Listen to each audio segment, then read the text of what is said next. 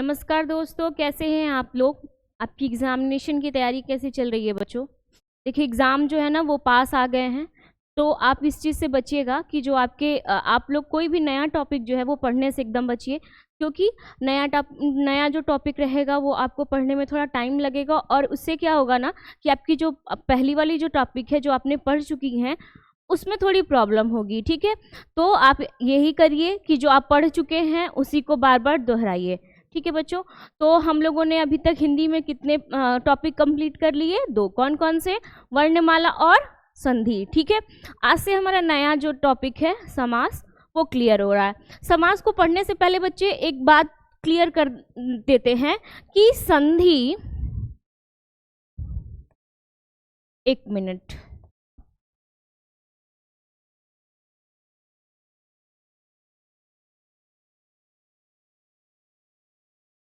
कि संधि लिखा है। ठीक है, हम लोगों ने क्या पढ़ा था? संधि पढ़ा था।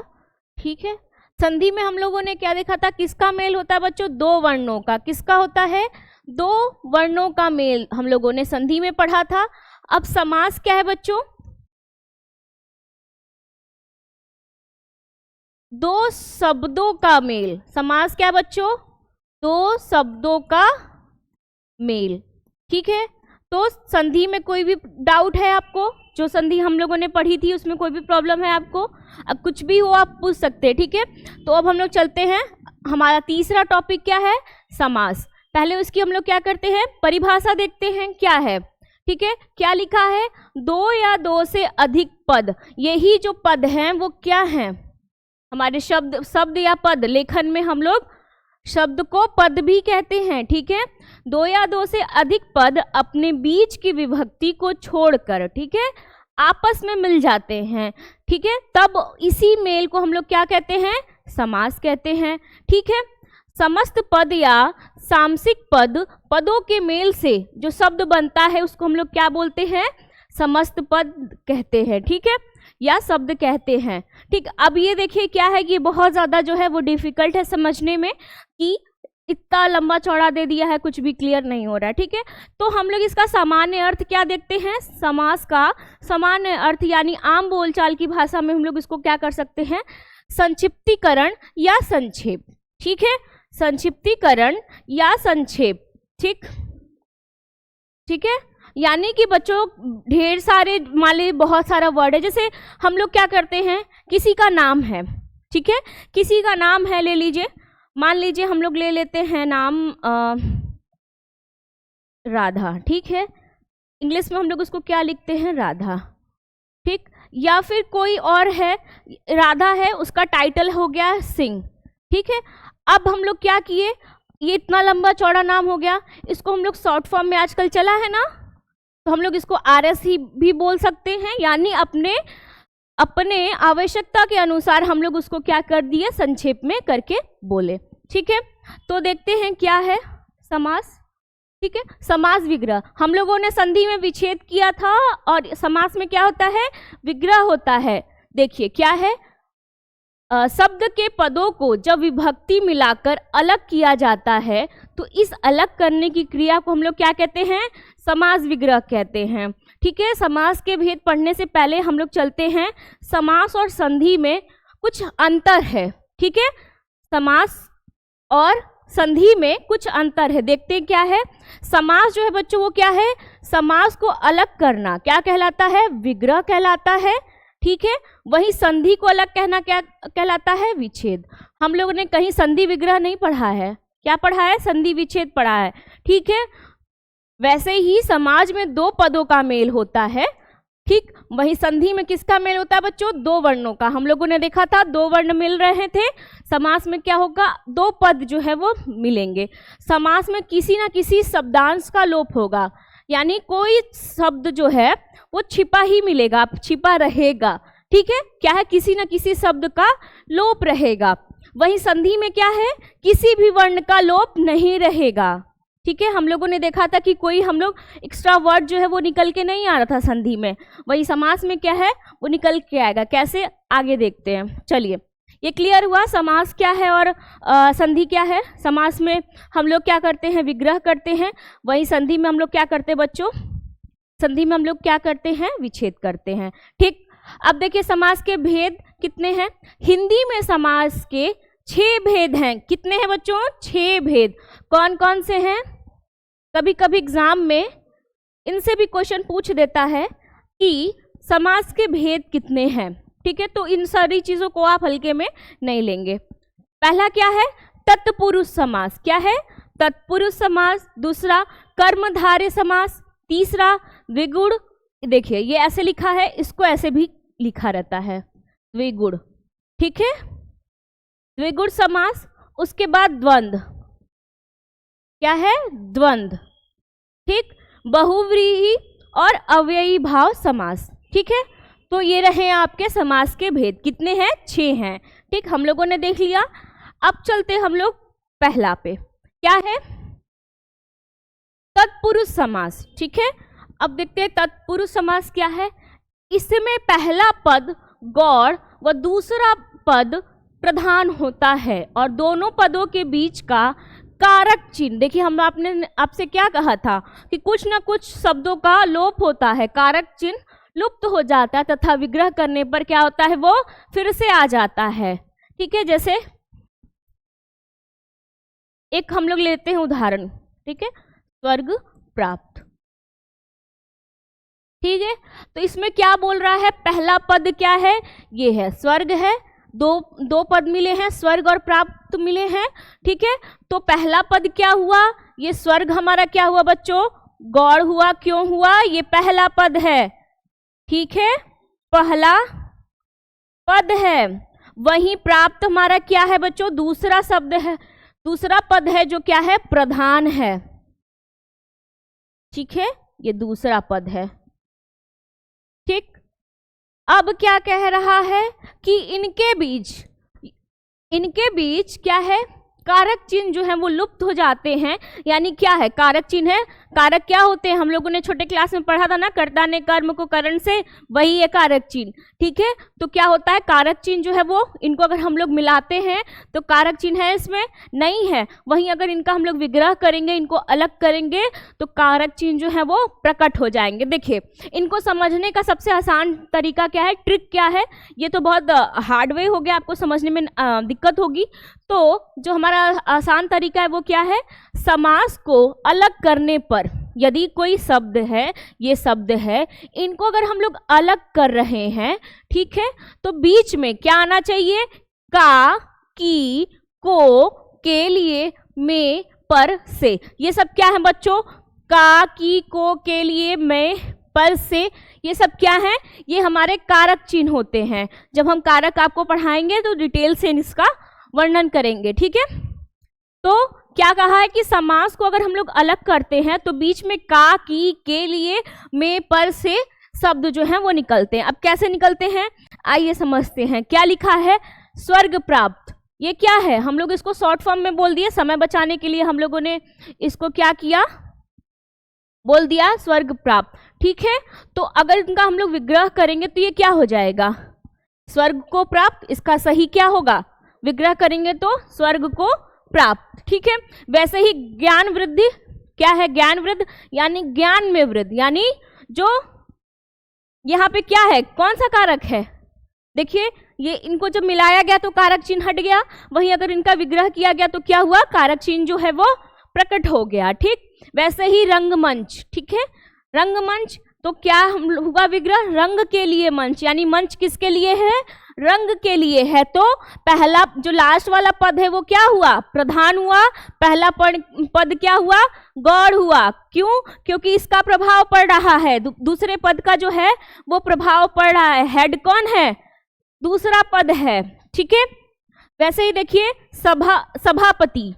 ठीक है, सभापति है तो उसका हम लोग विग्रह करेंगे तो क्या होगा, कौन सा कारक चिन्ह लगेगा, का, यानी सभा का पति। किसका पति, सभा का पति, यानी पहला पद आपका सभा है, दूसरा पद है पति, तो सभा हमारा क्या है, गौण पद है, और पति क्या है, प्रधान पद है। ठीक, वैसे ही नेत्रहीन है, नेत्रहीन है, नेत्रहीन को अगर हम लोग इसको विस्तार करेंगे तो क्या होगा, विग्रह करेंगे तो क्या होगा, नेत्र से हीन। ठीक है, नेत्र से हीन क्या है, यहाँ पे जो कारक चिन्ह है से वो क्या है, विलुप्त हो गया है। वहीं अगर हम लोग उसको विग्रह करें तो क्या हो गया, ये क्या हुआ, फिर से प्रकट हो गया। तो नेत्रहीन में देखिए क्वेश्चन कभी कभी ऐसे भी पूछता है बच्चों कि नेत्रहीन में पहला पद कौन है और दूसरा पद कौन है। ठीक है, तो आपको ये पता होना चाहिए पहला पद नेत्र है और दूसरा पद हीन है।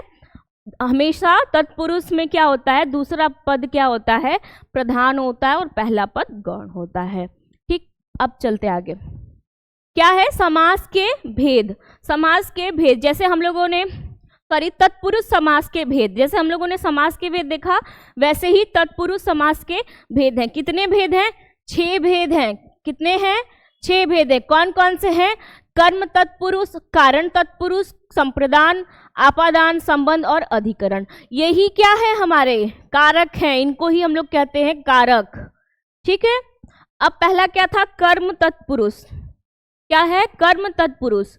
देखिए ये क्या है कि कोई शब्द है, ठीक है, उसको अगर विग्रह करने पर अगर उसको हम लोग अलग कर रहे हैं तो को शब्द अगर निकले तो वो क्या होगा, कौन सा तत्पुरुष होगा बच्चों, कर्म होगा। उदाहरण देखिए क्या लिखा है, गगनचुंबी। क्या लिखा है, गगनचुंबी। तो इसमें इसको अगर हम लोग विग्रह करेंगे तो क्या करेंगे, गगन को चूमने वाला। ठीक है, गगनचुंबी हुआ तो क्या हुआ, ये को क्या है, प्रकट हो गया। कारक चिन्ह कौन सा है, कर्म है। तो ये गगनचुंबी कौन सा समास हुआ, कर्म तत्पुरुष समास हुआ। ठीक है, वैसे ही देखिए यश प्राप्त, यश प्राप्त। ठीक है, इसका अगर हम लोग विग्रह करेंगे तो क्या आएगा, यश को प्राप्त। किसको प्राप्त, यश को प्राप्त। ठीक है, तो ये कौन सा हुआ, कर्म तत्पुरुष हुआ। वही सर्वज्ञ क्या है, सर्व को जानने वाला। किसको जानने वाला, सर्व को जानने वाला। ठीक है, तो यहाँ पे क्या है, कौन सा कारक चिन्ह है, को हमारा क्या होता है, कर्म होता है। ठीक, अब आगे चलते हैं करण तत्पुरुष। करण तत्पुरुष समास क्या होता है, विग्रह करने पर से द्वारा शब्द निकले। यानी हम लोग जब कर्म तत्पुरुष को विग्रह कर रहे थे तो हमारा को शब्द जो है वो निकल रहा था। वहीं अगर हम लोग करण तत्पुरुष को विग्रह करेंगे तो कौन सा शब्द मुझे मिलेगा, से और द्वारा। ठीक है, से और द्वारा करके देखते हैं। जैसे गुण युक्त, गुण युक्त, तो हम लोग इसको अगर हम लोग वो विग्रह करेंगे तो क्या होगा, गुण से युक्त। ऐसे ही होता है ना, इसको हम लोग शॉर्ट में लिखे ना, संक्षेप में गुण युक्त लिखे। गुण से युक्त को संक्षेप में गुण युक्त लिखते हैं। तो अगर हम इसका विग्रह करेंगे तो क्या होगा, से हमारा क्या है, कारक चिन्ह है जो प्रकट हो जाएगा। और ये कौन सा समास हुआ बच्चों, करण तत्पुरुष समास। ठीक है, वैसे ही शोकाकुल। क्या है, शोकाकुल। यानी हम लोग शोक से आकुल को हम लोग एक संक्षेप में क्या बोलते हैं, शोकाकुल बोलते हैं। अगर उनको विग्रह करते हैं तो क्या होगा, शोक से आकुल। ठीक है, वैसे ही हस्तलिखित। जैसे हम लोग एग्जाम में या कहीं पे भी हम लोग कुछ लिखते हैं, हैंड राइटिंग करते हैं, तो हम लोग क्या लिखते हैं, हस्त से लिखित, यानी हाथ द्वारा लिखित। ठीक है, हाथ द्वारा लिखित। तो उसको संक्षेप में हम लोग कैसे बोल सकते हैं, हस्तलिखित बोल सकते हैं। तो हस्तलिखित का अगर हम लोग विग्रह करेंगे तो कौन सा कारक मिला, द्वारा मिला। ठीक है, तो ये कौन सा समास हुआ, करण तत्पुरुष समास हुआ। ठीक, अगला क्या है, संप्रदान तत्पुरुष। संप्रदान तत्पुरुष में क्या होता है, विग्रह करने पे क्या मिले बच्चों, के लिए। अगर कोई शब्द है, कोई पद है, उसको हम लोग विग्रह कर रहे हैं और करने पर हमें के लिए शब्द मिले तो कौन सा समास हुआ, संप्रदान तत्पुरुष समास हुआ। अब देखते उदाहरण से, शपथ पत्र। क्या लिखा है, शपथ पत्र। ठीक है, तो अगर हम इसको विग्रह करेंगे तो क्या होगा, शपथ के लिए पत्र, यही होता है। शपथ के लिए पद का संक्षेप हम लोग शपथ पत्र ही कहते हैं। ठीक है, तो क्या हुआ, शपथ पत्र को अगर हम लोगों ने विग्रह किया तो हमें क्या मिला, के लिए। ये कौन सा समास हुआ, संप्रदान तत्पुरुष। ठीक है, वैसे ही ये क्या लिखा है, गौशाला। क्या लिखा है बच्चों, गौशाला। गौशाला को अगर विग्रह करेंगे तो गो के लिए शाला, यानी गाय जहाँ रहती हैं उनको हम लोग गौशाला ही कहते हैं ना। तो किसके लिए, गाय के लिए शाला, यानी गाय के लिए घर। ठीक है, तो इनका संक्षेप में हम लोग गौशाला लिख देते हैं। यहाँ से भी हमको क्या मिला, के लिए। वैसे ही रोकड़ बही। क्या है, रोकड़ बही बड़े बड़े व्यापारी कंपनियों में रोकड़ बही जो है वो रखा जाता है। क्यों? हिसाब किताब, इसको हिसाब किताब का हिसाब किताब वाला वो लेख कहते हैं। ठीक है, तो क्या है ये, इसमें क्या होता है, रोकड़ के लिए बही, बही मतलब लिखना, कितना पैसा आया कितना पैसा गया, इसका हिसाब किताब किस में रखा जाता है, रोकड़ बही में। तो अगर इसको हम लोग विग्रह करेंगे तो क्या हो जाएगा, रोकड़ के लिए बही, यानी किसके लिए बही, रोकड़ के लिए। रोकड़ में पैसा। ठीक है, अब आगे चलते हैं। अपादान तत्पुरुष क्या होता है बच्चों? अपादान तत्पुरुष क्या है, किसी शब्द को, किसी पद को अलग करने पर, विग्रह करने पर हमें से तो ऊपर भी आ रहा था करण तत्पुरुष में, तो अपादान में भी से आ रहा है। तुम लोग पहचानेंगे कैसे? ये बहुत डिफिकल्ट हो गया कि मैम, आप पूछोगे कि मैम आपने करण तत्पुरुष में बताया था कि अगर से शब्द निकले तो ये करण तत्पुरुष हुआ, लेकिन वहीं पे आप कह रही हो कि अपादान तत्पुरुष को भी अगर हम लोग अलग करते हैं तो से शब्द जो है वो निकलते हैं। तो हम लोगों को अगर एग्जाम में पूछ देगा कि कोई पद दे दिया तो पूछा कि ये कौन सा कारक है, तो हमें कन्फ्यूज़न होगी। तो इस कन्फ्यूज़न को कैसे दूर करेंगे? आपके मन में ये सवाल जो है वो आ रहे होंगे। तो बच्चों देखिए, कुछ नहीं है, अपादान में क्या होता है, अलग के अर्थ में। यहाँ से जो आएगा वो किसके अर्थ में आएगा, अलग के अर्थ में, यानी अलगाव में, किसी चीज से अलगाव होने पर जो से जो है वो शब्द आए वो कौन सा होगा, अपादान होगा। कौन सा कारक होगा, अपादान होगा। वहीं करण कारक में से जो है वो किसके लिए है, जुड़ाव के लिए है। अपादान में अलग, अ से अलग, तो से जो आएगा वो क्या होगा बच्चों, आपका अलग के अर्थ में। वहीं करण का क्या होगा, जुड़ाव। ठीक, चलिए कंफ्यूजन दूर। अब उदाहरण देखते हैं। क्या, सेवानिवृत्त मतलब क्या हुआ, रिटायरमेंट, इंग्लिश में रिटायरमेंट। तो क्या हो रहा है, उसमें जुड़ाव हो रहा है, नहीं ना, क्या हो रहा है, अलगाव हो रहा है। तो यहाँ पे जो से है वो किसके लिए यूज हुआ, किस अर्थ में प्रयोग हुआ, अलगाव के अर्थ में हुआ, यानी सेना से निवृत्त। ठीक है, वहीं शोभाहीन, शोभाहीन।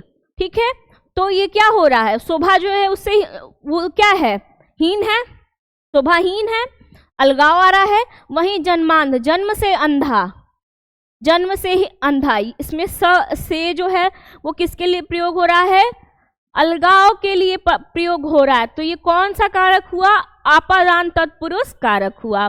ठीक है, आगे चलते हैं। पांचवा क्या है बच्चों, संबंध तत्पुरुष। ठीक है, क्या है, संबंध तत्पुरुष। उसमें क्या है, विग्रह करने पर का, की, के शब्द निकले। कौन सा शब्द निकले, का, की, के। कोई पद है, अगर उसका हम लोग विग्रह कर रहे हैं तो हमें का, की, के शब्द मिले तो हमारा क्या होता है बच्चों, संबंध तत्पुरुष समास होता है। जैसे उदाहरण, कन्या, कन्यादान, शादियों में होता है ना कन्यादान। ठीक है, तो अगर हम लोग इसका विग्रह करेंगे तो क्या होगा, कन्यादान, कन्या का दान, कन्या का दान। तो क्या हो रहा है, संबंध क्रिएट कर रहा है, का आ रहा है। कौन सा कारक चिन्ह आ रहा है, का आ रहा है।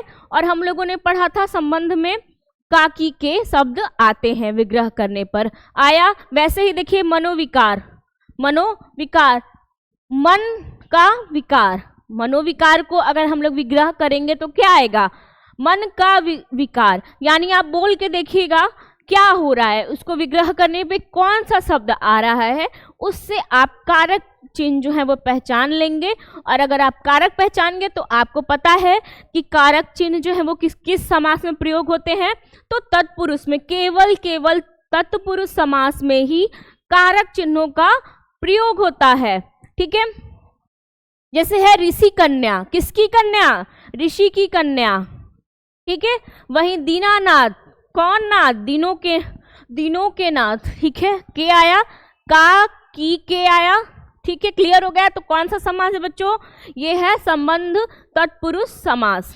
ठीक है, अधिकरण तत्पुरुष में क्या होता है, विग्रह करने पर में पर शब्द निकले। जैसे इसमें का, की, के शब्द निकल रहे थे संबंध तत्पुरुष में, वैसे ही अधिकरण कारक में क्या होता है, में पर शब्द निकलता है। कौन सा शब्द निकलता है, में पर शब्द निकलता है। किस में निकलता है, अधिकरण कारक में।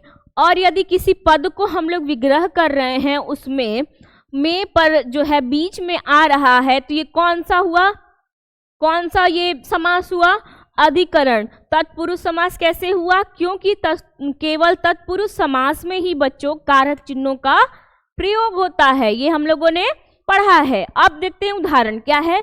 सिर दर्द, हमारे सर में दर्द होता है तो हम लोग ये कहते हैं ना सिर में दर्द हो, या डायरेक्ट हम लोग बोलते हैं संक्षेप में छोटे में सिर दर्द हो रहा है, ऐसे कहते हैं। और अगर हम लोग इसको विग्रह करेंगे तो क्या होता है, सिर में दर्द, यानी किस में दर्द हो रहा है, सर में दर्द हो रहा है, तो ये क्या हुआ, में आ रहा है, कौन सा कारक चिन्ह हुआ, अधिकरण हुआ, ठीक है। और चूंकि कारक चिन्ह जो है वो केवल तत्पुरुष समास में प्रयोग होते हैं, इसीलिए क्या हुआ, अधिकरण तत्पुरुष समास, ठीक है। उसके बाद कर्माधीन, ठीक है, किससे अधीन, कर्म पर अधीन, किस पर अधीन, कर्म पर अधीन। इसको हम लोग अलग करेंगे तो क्या बोलेंगे, हम लोग कहते हैं ना कि हम कुछ भी कर रहे हैं, हम अपने सब कुछ अपने कर्म पे छोड़ रहे हैं, मेरा कर्म जैसा होगा वैसा मुझे फल मिलेगा। तो हम लोग किस पे अधीन है बच्चों, अपने कर्म पे अधीन है। तो हम लोग ऐसे कह सकते हैं ना, अगर हम लोग कर्म पर अधीन, उसको संक्षेप में हम कर्माधीन कह सकते हैं, जस्ट वैसे ही, ठीक है। तो कर्माधीन, किस पर अधीन, कर्म पर अधीन, ठीक है। चलिए वेरी गुड, आगे चलते हैं। आगे क्या है, दूसरा समास क्या बच्चों, कर्मधारय, कर्मधारय समास। अब ये क्या होता है देखते हैं। जिस शब्द में पहला पद विशेषण या उपमान तथा अंतिम पद विशेष या उपमेय हो, क्या कह रहा है, जिसमें पहला पद क्या हो, विशेषण, क्या है, नीला अंबर, ये हम लोग एक शब्द लिए, एक पद लिए, ठीक है, क्या लिए, एक पद लिए। परिभाषा क्या कह रही है बच्चों कि इसमें पहला पद क्या हो, विशेषण हो, पहला पद क्या होगा, नीला, ठीक है। पहला पद क्या हुआ बच्चों, नीला, नीला क्या है, किसी की विशेषता बता रहा है, किसी की विशेषता बता रहा है, तो नीला जो है वो हमारा क्या हो गया, विशेषण हो गया, ठीक है। वहीं क्या है, अंबर, किसकी विशेषता बता रहा है, तो विशेष हमारा क्या हो गया, अंबर। क्लियर हुआ, यानी कि दो पद हैं, पहला पद विशेषण बता रहा है और दूसरा पद जो है वो बता रहा है विशेष से, यानी पहला पद उसकी तारीफ कर रहा है, किसी शब्द है वो तारीफ कर रहा है, और दूसरा पद क्या है, बता रहा है कि वो कौन है, ठीक है। उससे हम लोग को पता चल रहा है कि वो कौन है, ठीक। जैसे देखिए ट्रिक क्या है, ट्रिक से कैसे समझेंगे, शब्द के दूसरे पद की विशेषता बताई जाती है, किसके पद की बच्चों, दूसरे पद की। क्यों, हम लोग वही ना कह रहे हैं, पहला पद विशेषता बताता है, किसका बताता है, दूसरे पद का, ठीक है।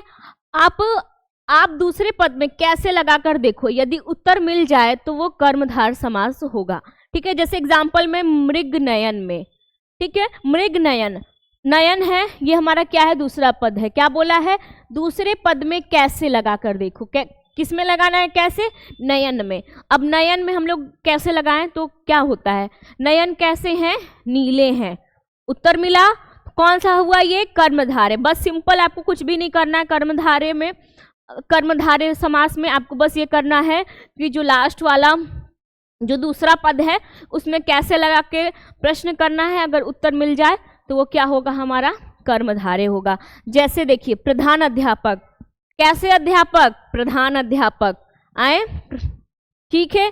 नीला अंबर, नीला है जो अंबर, ठीक है। अगर हम लोग इसको कैसे लगा के देखें, कैसा अंबर, नीला है जो अंबर, ठीक है। वहीं प्रधान अध्यापक में क्या होगा, कैसा अध्यापक, प्रधान अध्यापक, ठीक है। तो प्रधान है जो अध्यापक। वैसे ही महात्मा, महात्मा का क्या होगा, कैसी आत्मा, महान, कैसी आत्मा, महान। तो इसका क्या हुआ विग्रह, महान है जो आत्मा, किसका, ये महान क्या है, विशेषण है, आत्मा क्या है, विशेष है। जो ये महान है वो किसकी विशेषता बता रहा है, आत्मा की विशेषता बता रहा है। तो हमारा परिभाषा जो है वो यहाँ पे सटीक होता है। जैसे पूर्णांक, पूर्णांक है, ठीक है।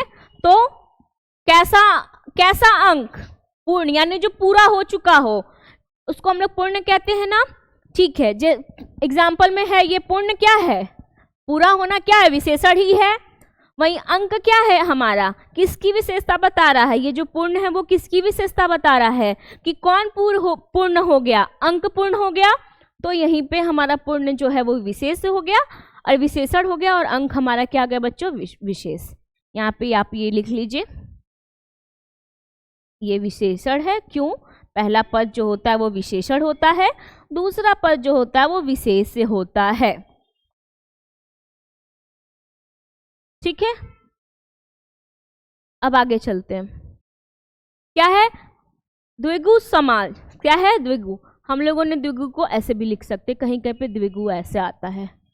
ठीक है, जैसा कि नाम से ही प्रतीत हो रहा है, द्वि यानी दो, नाम से ही प्रतीत हो रहा है कि कोई संख्या जो है इसमें कहीं ना कहीं कोई संख्या जो है वो मिली हुई है।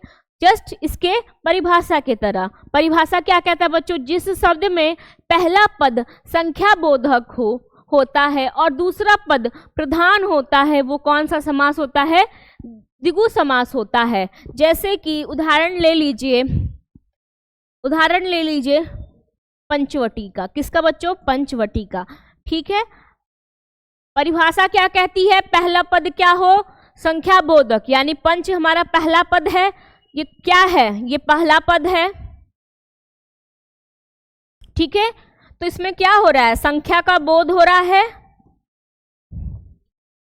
ठीक है, इसमें संख्या का बोध हो रहा है। वहीं वटी हमारा क्या है, प्रधान। किसकी संख्या बता रही है, वट की। ठीक है, किसकी संख्या बता रही है, वट की। ठीक है, तो ये हमारा वट क्या हुआ, हमारा प्रधान हुआ, और पंच जो है वो हमारी संख्या है। ठीक है, देखिए ट्रिक क्या कहता है बच्चों, इस समास में पहला पद संख्या होता है। ये सिंपल आप समझिए कि अगर हम लोग किसी पद को विग्रह कर रहे हैं और उसमें पहला पद जो है वो संख्या आ रहा है और समूह का बोध हो रहा है, किसी समूह का बोध हो रहा है, तो हम कौन सा समझेंगे, कौन सा समास है, द्विगु समास है।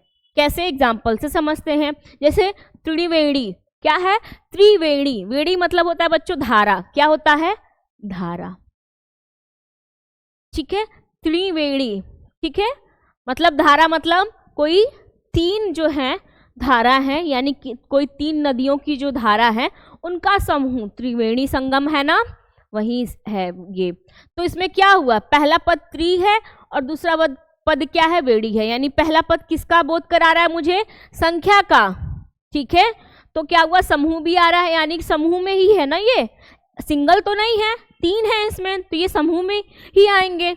तो क्या हुआ, तीन वेणियों का समूह। वैसे ही चौमासा, मास क्या होता है, महीना, मंथ। ठीक है, तो चौमासा, चार मासों का समूह। ठीक है, किसने का, चार है, तो ये समूह हो गया। वैसे ही पंचवटी का हम लोगों ने देखा था, पांच वट, वृक्ष जो होता है उसको हम लोग वट भी कहते हैं।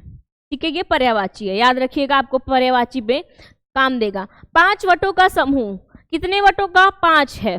ठीक है, वैसे ही दोपहर, दोपहरों का समाहार, यानी जब दो पहर मिल रहे हों, कौन से, सुबह और शाम जब करीब में आते हैं तो हम लोग दोपहर कहते हैं ना, बीच वाला, तो ये क्या हुआ, दोपहर। पहर मतलब हमारा बेला हुआ।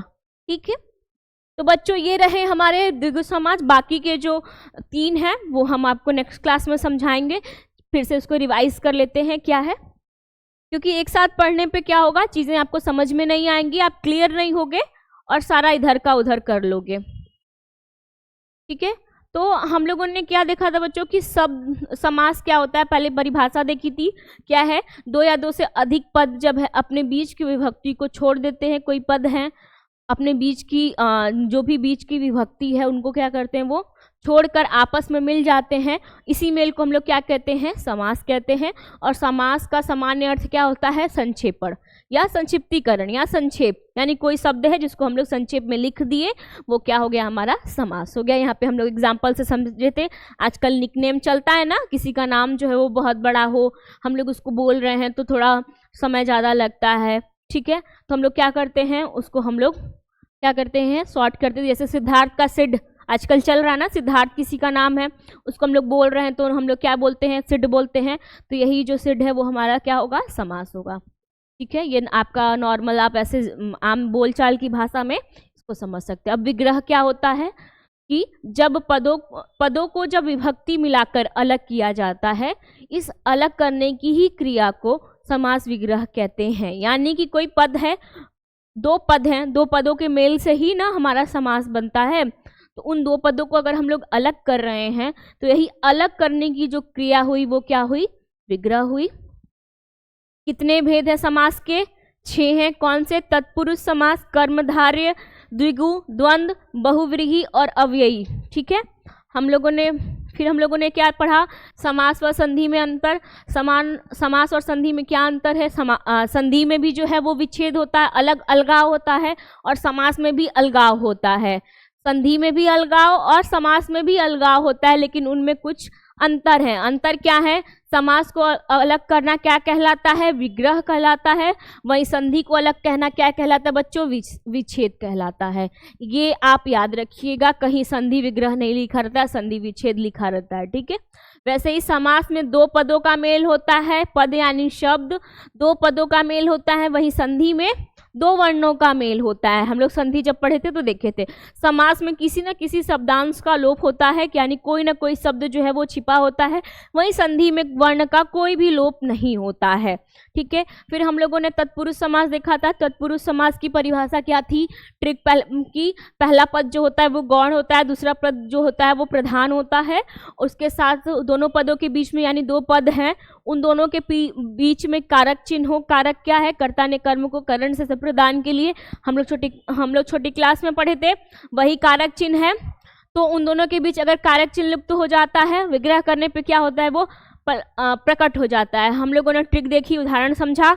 उसके बाद हम लोगों ने तत्पुरुष समाज के भेद देखे, कितने थे, 6 थे। कर्म कारण संप्रदान आपादान संबंध और अधिकरण। उसके बाद हम लोगों ने कर्म तत्पुरुष देखा कि विग्रह करने पे क्या है, को शब्द आए। उसके बाद करण देखा, करण में क्या है, विग्रह करने पे से द्वारा आए, जो ये से है वो आपादान तत्पुरुष में भी आता है, लेकिन करण तत्पुरुष में जो से है वो जुड़ाव के अर्थ में आता है। वहीं संप्रदान तत्पुरुष में हम लोगों ने क्या देखा, विग्रह करने पर क्या आए, के लिए शब्द आए। ठीक है, वहीं आपादान में क्या है, से आ रहा है। वहीं हम लोगों ने क्या पढ़ा था, यहाँ पे करण में जो से है वो किस में आए, जुड़ाव की स्थिति में आए। वहीं यहाँ पे जो आपादान में जो से आए वो किस में आए, अलगाव की स्थिति में आए। उदाहरण से हम लोगों ने इसको समझा था। फिर 5वां था संबंध तत्पुरुष, उसमें क्या है, विग्रह करने पर क्या है, का, की, के। यानी अगर कोई पद है उसको हम लोग अलग कर रहे हैं तो उसमें कौन सा कारक चिन्ह, अगर कारक चिन्ह का, की, के आए तो कौन सा कारक हुआ, संबंध हुआ। चूंकि कारक चिन्ह जो है वो तत्पुरुष समास में ही आते हैं, तो कौन सा समास हुआ, तत्पुरुष समास हुआ। ठीक, वैसे ही अधिकरण में क्या है, विग्रह करने पर क्या है, में या पर शब्द निकले तो ये कौन सा कारक हुआ, अधिकरण हुआ। हम लोग एग्जाम्पल से देखे थे। ठीक, उसके बाद कर्मधारय क्या है, कर्मधारय क्या है, पहला पद जो होता है वो, उसमें पहला पद जो होता है विशेषण होता है, और दूसरा पद जो होता है वो विशेष से होता है। यानी दूसरे पद की क्या है, विशेषता बताई जाती है। हम लोगों ने देखा था क्या, नीला मृगनयन देखा था, एग्जाम्पल्स के थ्रू हम लोगों ने इसको समझा था। उसके बाद द्विगु समास हम लोगों ने देखा था। द्विगु जैसे कि नाम से ही प्रतीत होता है कि इसमें किसी संख्या का, ठीक है, संख्या कोई आएगी। तो हम लोग ने देखा कि समास में पहला पद जो होता है, कोई दो पदों के मेल से ही समास बनते हैं। तो जिसमें पहला पद होता है वो क्या होता है, किसी संख्या का बोध करा रहा होता है, और दूसरा पद क्या होता है, प्रधान होता है, उसकी वो संख्या बता रहा होता है। उदाहरण से हम लोगों ने ये समझा। ठीक है बच्चों, तो ये रही आज की क्लास। नेक्स्ट क्लास में हम लोग समास को क्लियर खत्म कर देंगे और उससे जुड़े हुए जो प्रश्न एग्जाम में आए हुए हैं उनको भी हम लोग देख लेंगे। ठीक है, तो आप लोग इसको रिवाइज करिए, साथ ही साथ अपने बोर्ड एग्जामिनेशन पे फोकस करिए। ठीक है, आपका दिन शुभ हो।